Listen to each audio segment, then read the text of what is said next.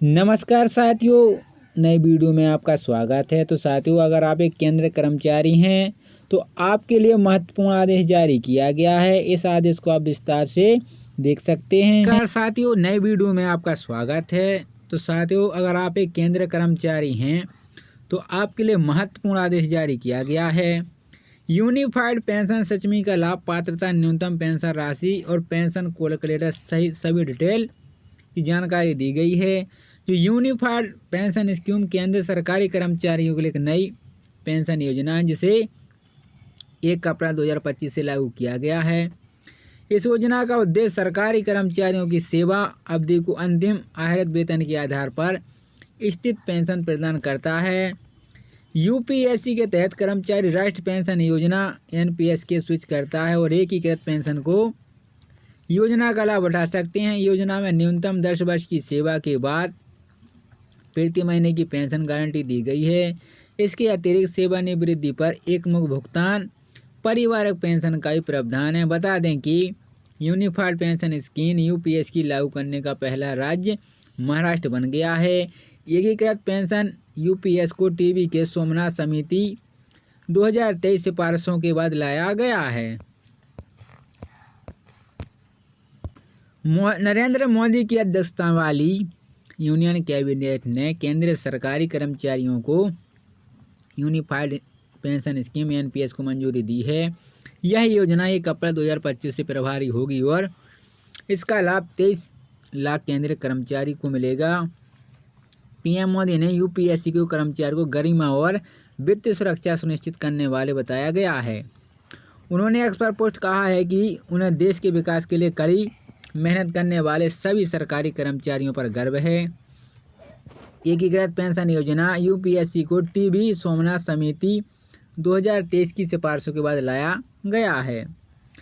केंद्रीय सरकारी कर्मचारी यूपीएस और राष्ट्रीय पेंशन योजना एनपीएस के बीच चयन करते हैं। इसके अलावा वर्तमान में एनपीएस सदस्यता की यूपीएस स्विच करता है। राज्य सरकार भी भविष्य में इस योजना को लागू करने का निर्णय ले सकती है।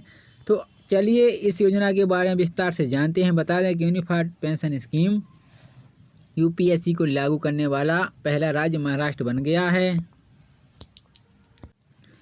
यूनिफाइड पेंशन स्कीम यानी यूपीएस क्या है? यूनिफाइड पेंशन स्कीम यूपीएस सरकार की नई पहल है जो सरकारी कर्मचारियों उनकी सेवा अवधि और अंतिम निकासी वेतन के आधार पर पेंशन प्रदान के उद्देश्य से शुरू की गई है। योजना के तहत सेवानिवृत्ति के समय एक बार भुगतान के रूप में वेतन और महंगाई भत्ता डीए का 10% हर 6 महीने की सेवा के लिए मिलेगा। केंद्रीय सूचना और प्रशासन मंत्री अश्विनी वैष्णव ने बताया कि यूपीएस के 5 स्तर अगले साल अप्रैल से लागू होंगे। वैष्णव ने यह भी कहा है कि 10 साल की सेवा करने वालों को न्यूनतम 10,000 रुपये की पेंशन दी जाएगी और दिवंगत सरकारी कर्मचारियों की पत्नियों को मिलने वाली पारिवारिक पेंशन उस कर्मचारी को पेंशन का 60% होगा। जो मंत्री ने कहा है कि 30 वर्षों की सेवा के बाद सेवानिवृत्ति पर लगभग 6 महीने का वेतन एक मुक्त दिया जाएगा और स्पष्ट किया है कि ग्रेजुटी से अलग होगा। यूनिफाइड पेंशन सच में लक्ष्य है केंद्रीय सरकारी कर्मचारी को लिए स्थिर पेंशन प्रदान करना। लागू की तिथि 1 अप्रैल 2025 से। पात्रता है सभी केंद्रीय कर्मचारी, सरकारी कर्मचारी, एनपीएस ग्राहकों को स्विच करने का विकल्प। न्यूनतम सेवा अवधि, आवश्यकता 10 वर्ष, न्यूनतम पेंशन 0% माह यानी 10 वर्षों की सेवा पर सेवानिवृत्ति पर एक मुक्त भुगतान, हर 6 महीने की सेवा के लिए वेतन और डीए का 10% पारिवारिक पेंशन, दिवंगत कर्मचारी की पेंशन का 60% पति पत्नी के लिए सेवा अवधि और वेतन, पेंशन राशि सेवा अवधि और अंतिम आहरित बुनियादी वेतन पर निर्णय। एनपीएस से स्विच का विकल्प है। केंद्रीय सरकारी कर्मचारी एनपीएस से यूपीएस में स्विच करते हैं। सिफारिशें समिति टीबी सोमनाथ समिति राज्य सरकार का विकल्प। राज्य सरकार की इसे लागू करने का विकल्प रखती है। यूपीएस लागू करने वाला पहला राज्य महाराष्ट्र है। किसे मिलेगा यूपीएस का लाभ? केंद्रीय सरकारी कर्मचारी। यूपीएस मुख्य रूप से केंद्रीय सरकारी कर्मचारी के लिए बनाई गई है। इसे वर्तमान कर्मचारी, नए नियुक्ति कर्मचारी दोनों शामिल हैं। एनपीएस धारकों के लिए विकल्प, जो केंद्रीय सरकारी कर्मचारियों को राष्ट्रीय पेंशन योजना एनपीएस के ग्राहक हैं उन्हें यूपीएस स्विच करने का विकल्प दिया गया है। इसमें उन कर्मचारियों को सुविधा मिलती है जो योगदान आधारित पेंशन प्रणाली से परिभाषित लाभ से पेंशन प्रणाली में स्थानांतरित होने चाहते हैं। न्यूनतम सेवा की आवश्यकता है। यूपीएससी के तहत पेंशन के लिए पात्र होने के लिए कर्मचारियों को कम से कम 10 वर्ष की सेवा पूरी करनी होगी। इन शर्तों को पूरा करने पर कर्मचारी को न्यूनतम वेतन प्रतिमाह पेंशन दी जाएगी। पारिवारिक पेंशन के लिए पात्र यदि किसी कर्मचारी की मृत्यु हो जाती है तो उसे पत्नी को पारिवारिक पेंशन रूप के कर्मचारियों की पेंशन का 60% मिलेगा। राज्य सरकारी कर्मचारी यूपीएस पारंपरिक रूप से केंद्र सरकारी कर्मचारी के लिए लक्षित हैं, लेकिन राज्य सरकार इस योजना को अपने कर्मचारियों के लिए लागू करने का विकल्प रखती है। हालांकि इसे लागू करने का निर्णय राज्य स्तर पर लिया जाएगा। सेवा की अवधि यूपीएससी के तहत पेंशन की राशि सेवा की अवधि और अंतिम बुनियादी वेतन पर निर्णय करती है। इसके लिए लंबी सेवा अवधि और उच्च वेतन से अधिक पेंशन मिलेगी। एकीकृत पेंशन योजना यूपीएस मंत्री ने केंद्रीय कर्मचारी को राष्ट्रीय पेंशन प्रणाली एनपीएस सुधार के लिए यूपीएस की प्रस्ताव को मंजूरी दी है। रिटायरमेंट के समय आपको क्या मिलेगा? यूपीएससी के तहत रिटायरमेंट के समय आपको सुपर एनुअल के साथ एक लंपेस्ट भुगतान मिलेगा, जिससे ग्रेजुटी भी शामिल होगी। यह भुगतान आपके मासिक वेतन पे प्लस डीए का 1/10 हिस्सा होगा, जो हर 6 महीने की पूरी सेवा के लिए मिलेगा। यह भुगतान सुनिश्चित पेंशन राशि को कम नहीं करेगा। राष्ट्रीय पेंशन योजना यानी एनपीएस क्या है?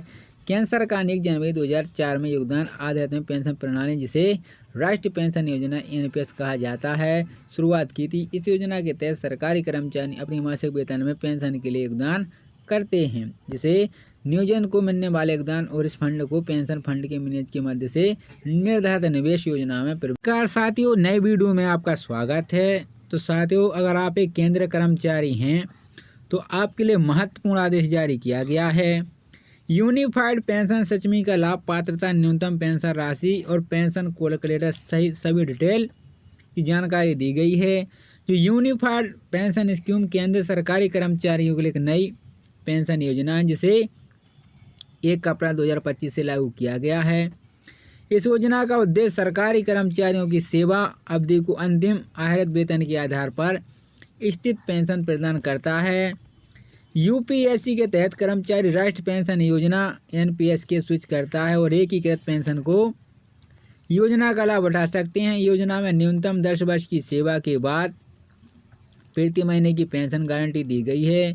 इसके अतिरिक्त सेवानिवृत्ति पर एकमुख भुगतान पारिवारिक पेंशन का भी प्रावधान है। बता दें कि यूनिफाइड पेंशन स्कीम यूपीएस की लागू करने का पहला राज्य महाराष्ट्र बन गया है। एकीकृत पेंशन यूपीएस को टीबी के सोमनाथ समिति 2023 सिफारिशों के बाद लाया गया है। नरेंद्र मोदी की अध्यक्षता वाली यूनियन कैबिनेट ने केंद्रीय सरकारी कर्मचारियों को यूनिफाइड पेंशन स्कीम एनपीएस को मंजूरी दी है।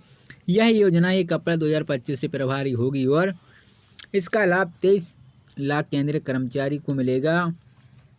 पीएम मोदी ने यूपीएससी के कर्मचारी को गरिमा और वित्तीय सुरक्षा सुनिश्चित करने वाले बताया गया है।